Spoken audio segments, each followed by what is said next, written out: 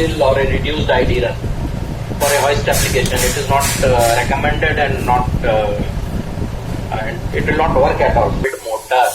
Motor should not be connected with the load. It has to be decoupled. That is the right way of doing ideal specifically for hoist application.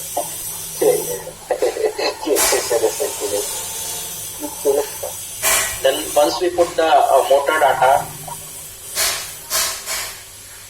then we can go to start a stop.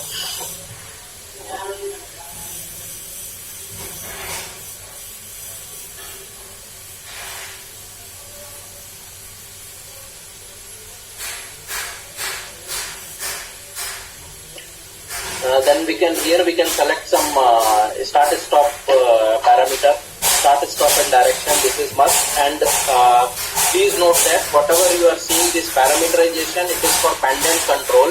The parameterization for a joystick control will be separate because that will be analog input to the drive most of the time.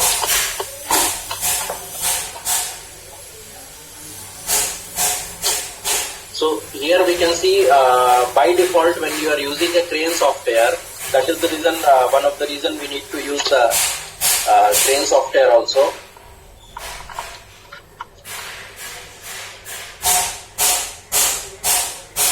Here this external one command, it is by default start forward, and I have to expand it a little bit.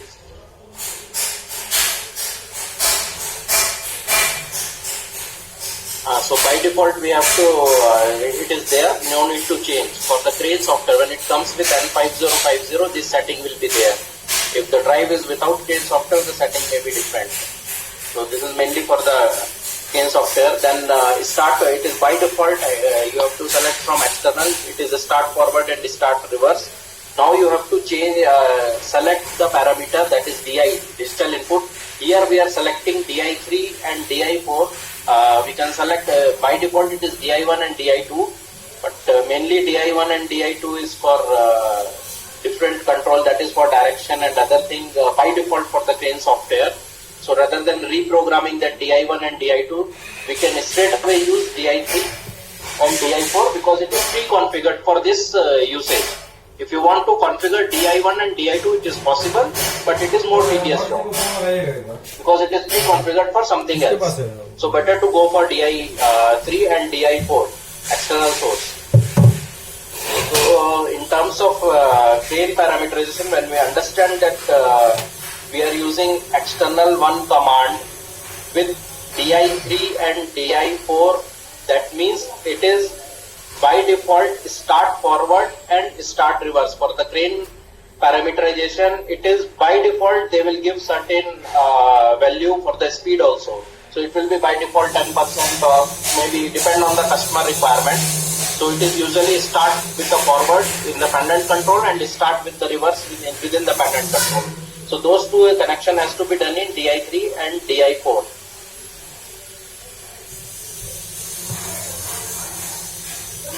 Then when it's come to other selection, that is slow down selection, we are by default it is single bit. So double bit is used when there are two limit switches, one at the up and one at the down.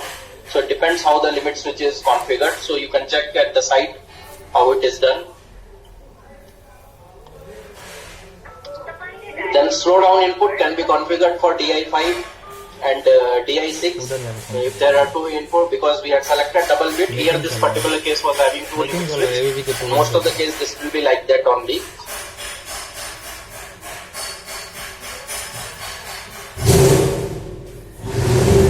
Then this is slow down position 1, slow down position. This is basically the value given. That will be mainly 10% of the motor speed. Here it will be 1460 RPM, so 10% of the that, 10% of that. Anyway, when the Excel sheet will give go in detail with the format.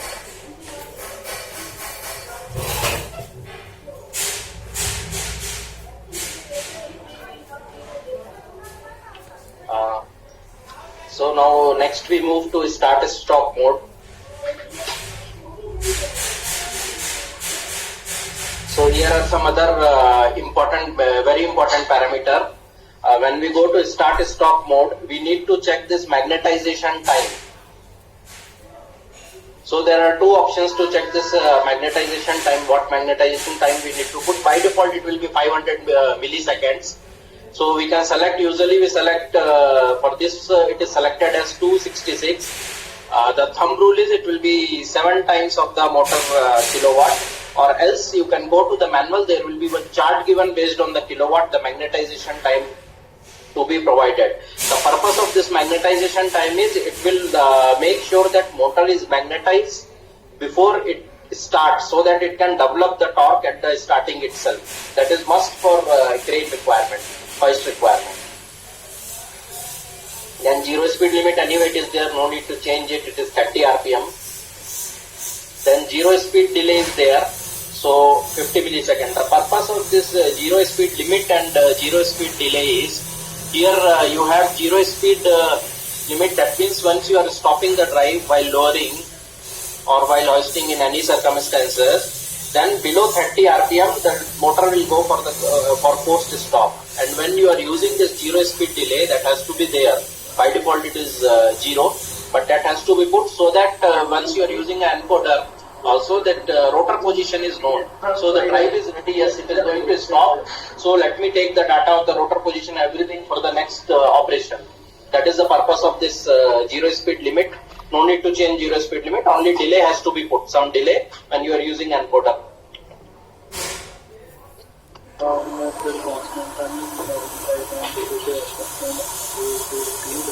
Then DC hold speed. So if the customer they are giving a command with the 0 rpm, so what will happen, like less than 3 rpm, it will be give a DC hold current to magnetize the motor continuously. So it will not be allowed to rotate the motor.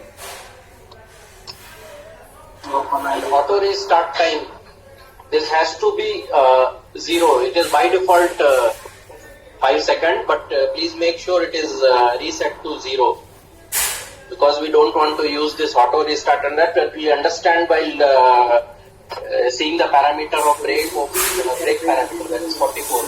Then we'll understand this auto restart, and that is completely dependent on something else. So we will not do that.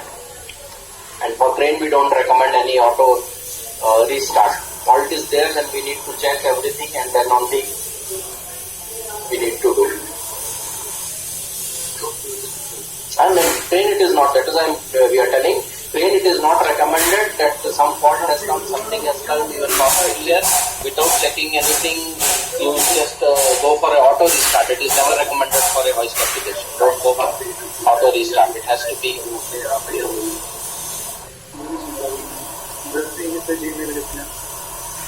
Then this comes speed reference selection. We need not to do anything in this. Only 2-3 parameters are there. That is again slow down reference. We'll go into more detail, because this parameter, I'll remind you, this parameter is with encoder. So you can see a very low value also here. Set point parameter. So slow down reference is by default it is 150. That is 10% of the motor speed. So 1460 rpm. So it is given as 10%. But okay. This we are using for with encoder. Without encoder also we can check the detailed discussion on without encoder, how to do without encoder. Then emergency control reference mainly depend on the customer requirement, that at what speed customer want to stop it as an emergency.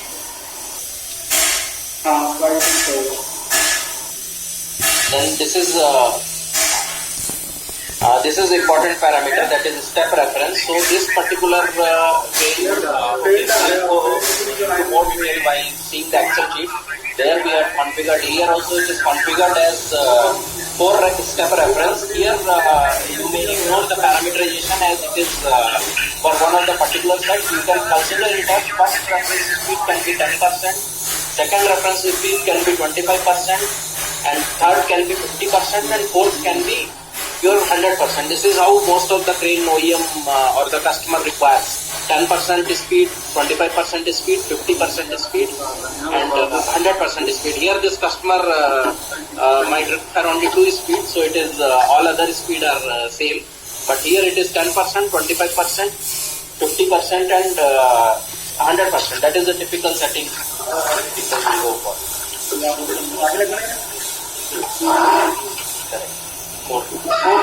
We had configured what we are showing is for 4.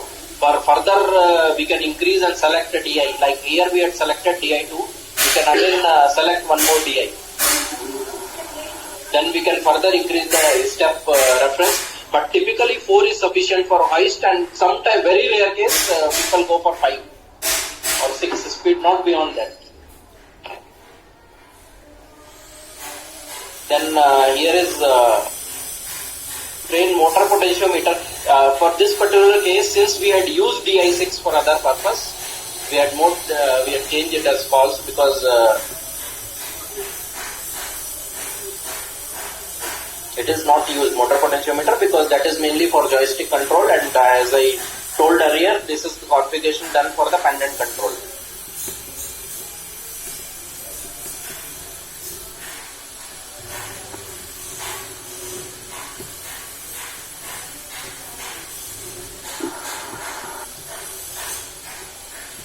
See, now here we go for speed reference RAM.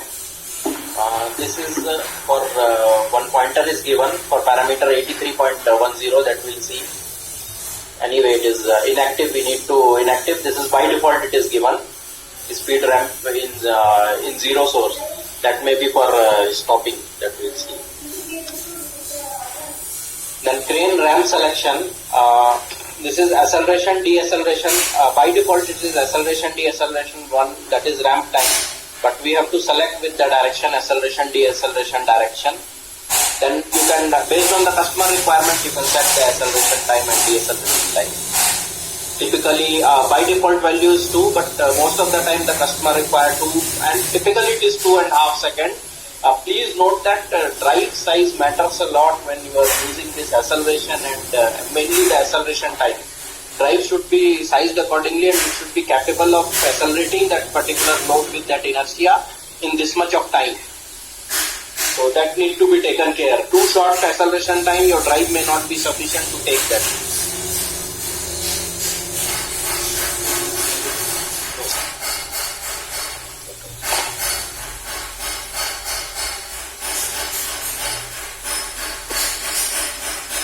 So next is the speed reference condition, nothing to do with that. Speed control, this is a very important parameter. Since you are using it for hoist application, the speed proportion gain, it has to be 15. In the detail Excel we have given few more, we can go on up to 20 also depend on the motor kilowatt, that in the Excel sheet. So that is important because people will skip this. This is required for hoist application, and it is more required even in ACS 380. It is more crucial. 880 also it is very important because most of the people will not see this parameter at all. Please note this is very important parameter.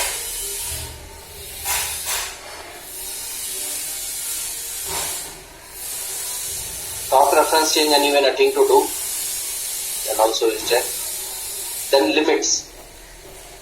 This is again very important point which sometimes people forget to update the limits correctly.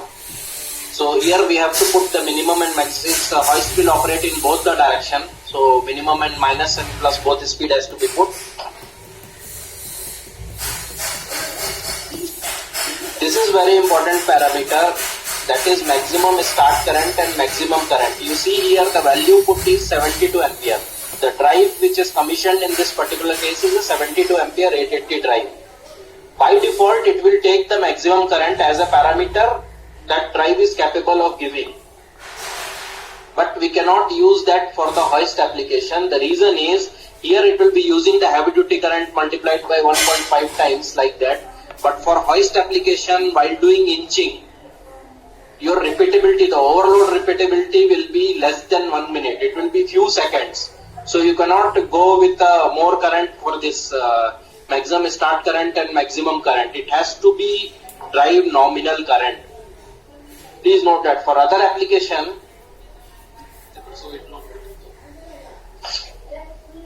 that has to be enabled. If you have to use maximum start current, This should be enabled. This is somehow. Okay, this is disabled, it has to be enabled. But maximum start current, it has to be limited to the drive current. Even we had seen one practical case where the drive motor is quite bigger in size and it is shooting up the current each and every time. This is required, better to enable it limits. This is by default disabled, so no issues. Anyway, somebody using without crane software, then please note this. Over voltage control, it is for crane software, it is by default disabled because chopper will be there.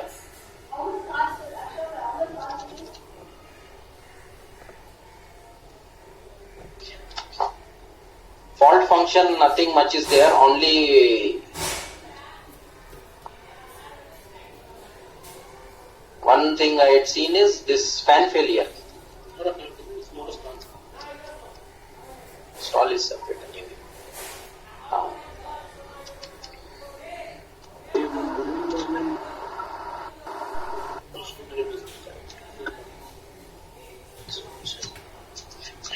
This one more we'll see in detail of Excel also, detail in Excel also.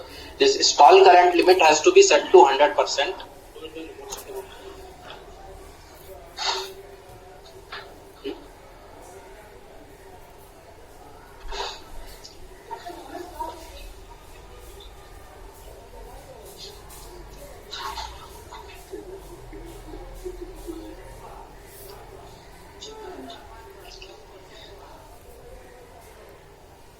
Then main fan fault function, by default it is set as warning.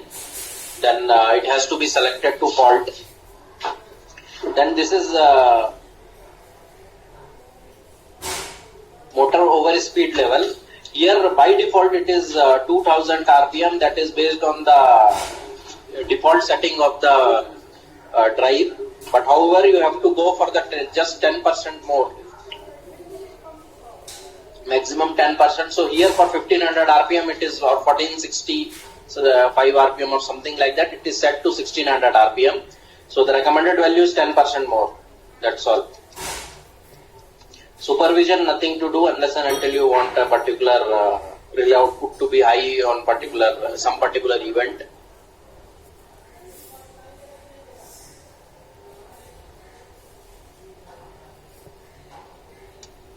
Then motor thermal protection, it can be used once you are using it without the encoder, it is always recommended.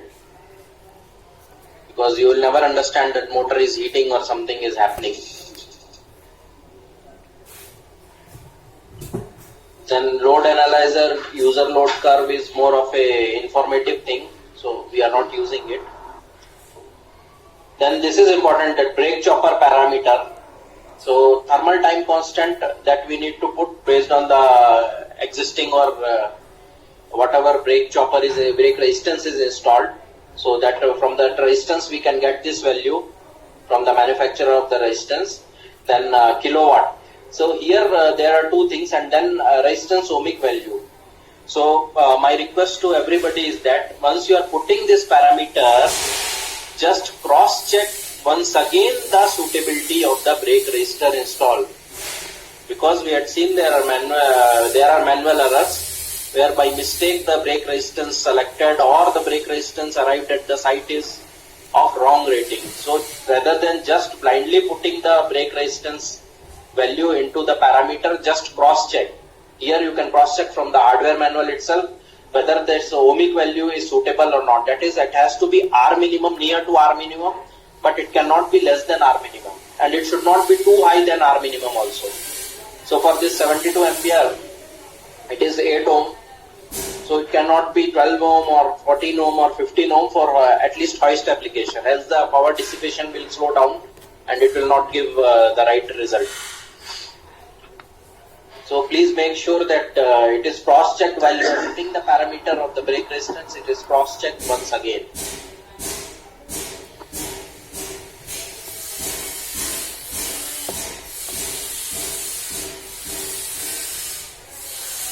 Then mechanical brake control. This is the most important parameter. We need to focus upon. This is the parameter which will decide whether your hoisting and lowering operation is done smoothly without any load drop or not. So brake torque memory, this is just showing the memory at that point of time. Nothing to change in that. Then we come brake acknowledge selection. So once there is a acknowledgement, you can take one DI for the brake acknowledgement, and it is recommended to have a small micro switch which will give you input for the brake, or sometimes people will take it from the input, the contactor of the brake also. So any acknowledgement is there that can be programmed. Then brake open delay. This will discuss more into detail in one video and then Excel sheet. In brief, I can explain this. Brake open delay is basically the time brake will take mechanically to open.